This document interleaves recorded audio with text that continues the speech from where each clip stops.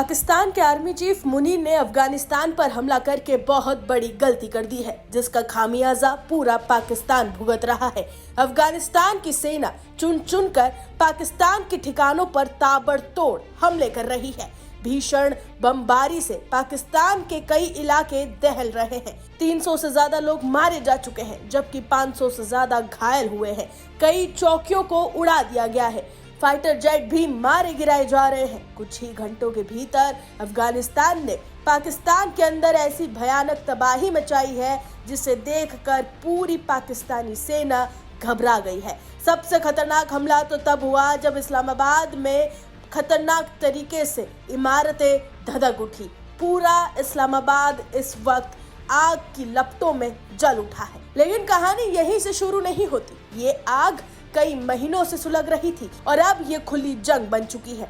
जब से Islamic emirate of Afghanistan सत्ता में आया, तब से पाकिस्तान को लगता था कि काबुल उसके प्रभाव में रहेगा, लेकिन हालात बदल गए। सीमा पर झड़पें बढ़ी, आरोप लगे, जवाबी हमले हुए और फिर अचानक अफगानिस्तान ने ऐसा पलटवार किया जिसकी पाकिस्तान ने शायद कल्पना भी नहीं की थी। अफगान रक्षा मंत्रालय का दावा है कि उनके लड़ाकू विमानों ने पाकिस्तान की सीमा पार कर रणनीतिक ठिकानों को निशाना बनाया। इस्लामाबाद के पास फैजाबाद, नौशेरा, जमरूद, एबटाबाद ये सिर्फ नाम नहीं है, ये सैन्य दृष्टि से बेहद अहम ठिकाने माने जा रहे हैं। प्रवक्ता का कहना है कि ऑपरेशन पूरी तरह से सफल रहा। अगर ये दावे सही है तो पाकिस्तान की सुरक्षा व्यवस्था पर बड़ा सवाल उठ रहा है। अब जरा समझिए कि पाकिस्तान के पास आधुनिक फाइटर जेट, मिसाइल सिस्टम और बड़ी सेना है, लेकिन अफगानिस्तान की असली ताकत उसकी युद्ध शैली है।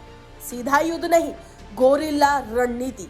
अचानक हमला, पहाड़ी इलाकों में दबाव, लंबी थकाने वाली लड़ाई।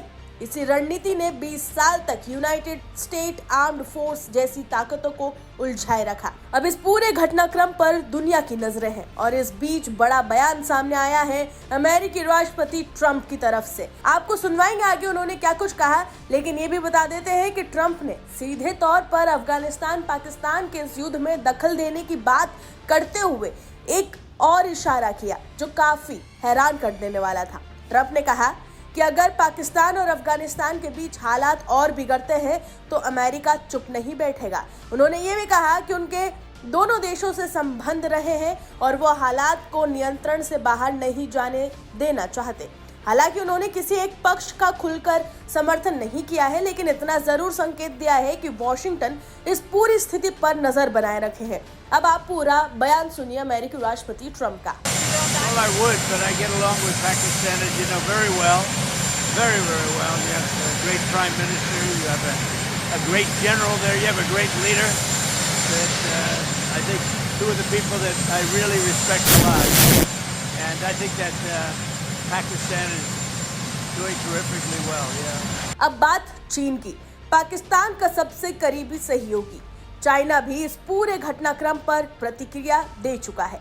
बीजिंग ने दोनों देशों से संयम बरतने की अपील की है। चीन के विदेश मंत्रालय ने कहा है कि क्षेत्रीय स्थिरता बेहद जरूरी है और किसी भी तरह की सैन्य बढ़ोतरी से बचना चाहिए। ध्यान देने वाली बात यह है कि चीन का पाकिस्तान में भारी निवेश है, खासकर CPEC प्रोजेक्ट्स में। ऐसे में अगर हालात बिगड़ते हैं तो बीजिंग के आर्थिक हित सीधे प्रभावित हो सकते हैं। इसलिए चीन खुलकर किसी एक का पक्ष लेने के बजाय शांति की अपील करता हुआ नजर आ रहा है। इस बीच अफगान सेना प्रमुख ने चेतावनी दी है कि अगर पाकिस्तान ने दोबारा हमला किया तो जवाब और भी बड़ा होगा। सीमा पर टैंक और भारी हथियार तैनात है, दोनों ओर हाई अलर्ट है। अब असली सवाल यह है कि क्या पाकिस्तान लंबी जंग झेल पाएगा अफगानिस्तान से? आर्थिक संकट पहले से ही पाकिस्तान में है, राजनीतिक अस्थिरता पहले से ही, अंदरूनी सुरक्षा चुनौतियां पाकिस्तान में पहले से ही है।